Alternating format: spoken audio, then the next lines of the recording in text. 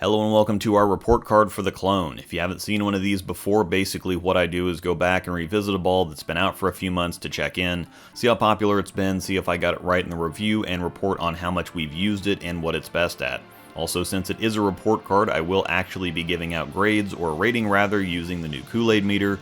The staffers always robe up and pass the cups out for every new release, but are they still drinking it a few months down the road? We're on the Kegel Chromium lane condition as usual. It's a challenge pattern at just under a 7-to-1 ratio. It's 42 feet long, 25.5 mils. That puts it on the heavy side of medium for both volume and length. It's not as easy as a house shot, but not as punishing as a sport pattern. Big shout out and thanks as always to Roto Crest Lanes for getting it set up for us. All it takes is a text and we have everything we need.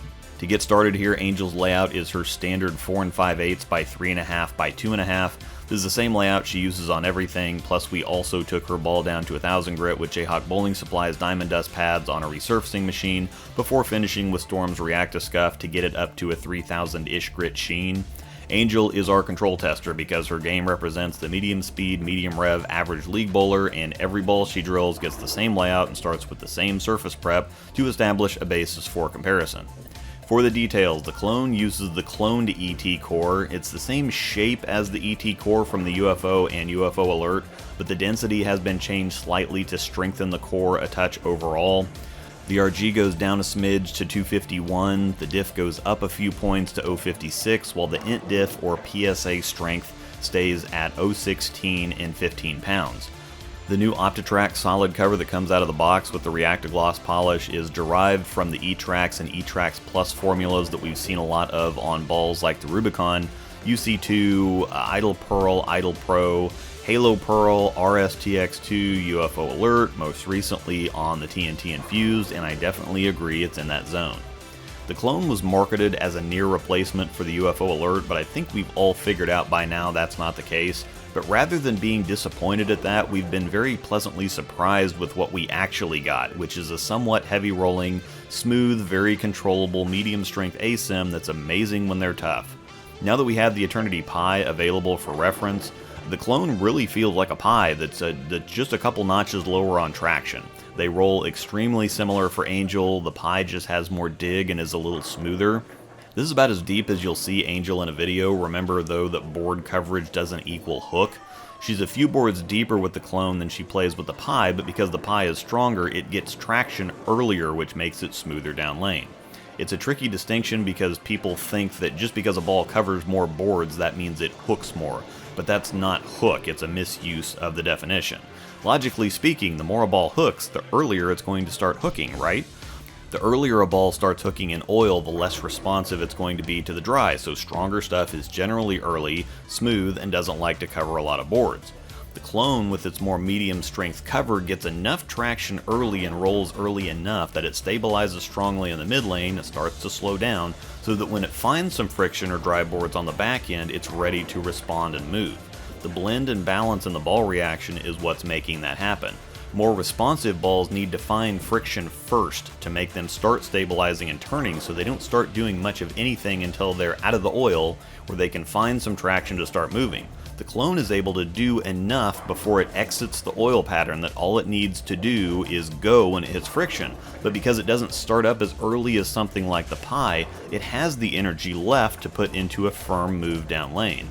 Over to my side, my layout is my typical ASIM layout of 4 3/4 by 3.5 by 3.5. The pin is in the ring finger for reference, and I like to start shiny with everything because that tells me how strong the ball actually is. Everything hooks with surface on it, and while weaker balls get significantly weaker with shine, stronger balls will retain most of their strength. I took mine down to 1000 grit with Jayhawk Bowling Supply's Diamond Dust pads first, and then finished with a light application of Storm Step 2 compound. Step 2 is discontinued and no longer available, but I have gotten my hands on the new rough and smooth edge compounds and will be testing those out soon. Angel always films first, and I didn't really know what to think after that because it didn't resemble the Alert at all. I didn't really expect it to, but I didn't expect it to be as far away as it was. Still had that on the brain because of the marketing though, so that was a little disappointing, but her reaction was still impressive, so the overall picture going into it was a little muddled. That cleared up quickly though because it sucked with the polish on it. It was just lazy, inconsistent, and forward. If I kept it in front of me or kept my angles closed, it'd actually pull up and drive, but the trick there was keeping it closer to the pocket, but still getting it down the lane. If I gave it any room at all, it just gave up, and it's not like I was asking it to do anything unreasonable. You've seen enough videos on this pattern, and even on this specific lane, to know that I have the 5 board with everything. Stuff that gets back from outside of that is doing extra work, but even the Hustle Rip and M&M were picking up off 5, and even some of these shots that were hitting 7 or 8 were still just DOA. I had to be too perfect on everything. There was a very small window on speed, rotation, angle, and location that would get the ball through the pins the right way. It wasn't terribly difficult to hit the pocket with, it was actually kind of hard to miss it, honestly, and that's what paused me despite being really disappointed. I don't get excited for many releases anymore. I already have a ton of stuff that I like that I don't get to use, and I never know what's going to be a complete waste of my time to make a review for, but honestly I think that keeps me more objective. However, in this case, I really liked the alert, and I was looking forward to having a similar-ish solid version of that just to have it not be close and suck. Now in the past, I've had to shine stuff up, or at least let it lane shine, because any kind of surface just made it too early and gave me angle issues, so if a ball didn't look good or work shiny, it was just going to get further away with surface. However, in this case, it was hitting the pocket, but it was just going too long and giving up, so I thought, why not hit it with a pad and see what happens, because as much as I preach about giving stuff a chance and changing surfaces and continuing to work with it, I'd have been rightfully crucified for giving up on it after a couple games with one surface on one condition, so I got a 2000 pad out, and oh my god, Becky, did we have something then. I figured it would improve. I mean, realistically there was nowhere to go but up, but I've never had a surface adjustment, especially just one by hand lane side. I've never had surface make this big of a difference before or fundamentally change the reaction and shape. With shine it was forward and pukey. The surface put the front to back shape in a better place, of course. Ball was going too long, so add surface to make it earlier. But this ball went from being forward, rolling out, and just dead to being very energetic and continuous. This ball is actually what made me start adjusting surfaces while filming. Plus, as my mechanics have improved, I actually like surface now and typically hit everything with some kind of surface before I start anything, leagues or tournaments. The lefty life is in full effect now.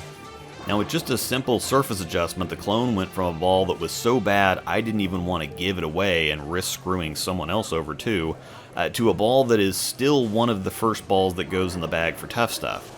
It probably could go to league, and it did get me a couple big sets, but it's much more at home on tougher patterns, so that's where I like to save it for.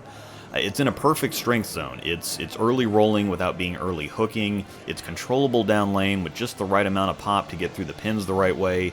It gives me a lot of control over the down lane shape. It's just one of the best tournament balls I've ever thrown and is the epitome of my point about working with stuff.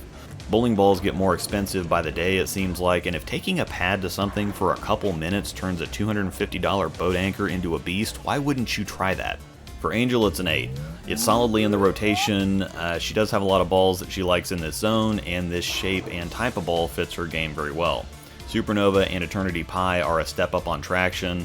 This one fits alongside something like the new Absolute Power, and the Tour Dynamics is a half step down, so it's just a nice addition to a fairly large group of reactions that she has. It's good, it's effective, she could probably live without it, but it's helpful and does have a place. For me, it's a 3 shiny, and that's being generous, but an obvious 10 with surface, so since I'm never going to let it get shiny again, it's a 10. Ball reaction doesn't get much better than this. It's virtually like an ASIM Pro Motion for me. It does all the right things in all the right places. I don't get to use much stronger stuff because there's plenty of reaction on the left side of the lane, so the clone really is the definition of a big ball for me. I do of course have a review up for the clone covering it from several different angles, plus a handful of comparison videos if you want to check those out. Down in the description is a link to Bowler's Mart that will get one ordered for you. I am obligated by the YouTube overlords to note that I do receive a 5% commission on all sales through the link.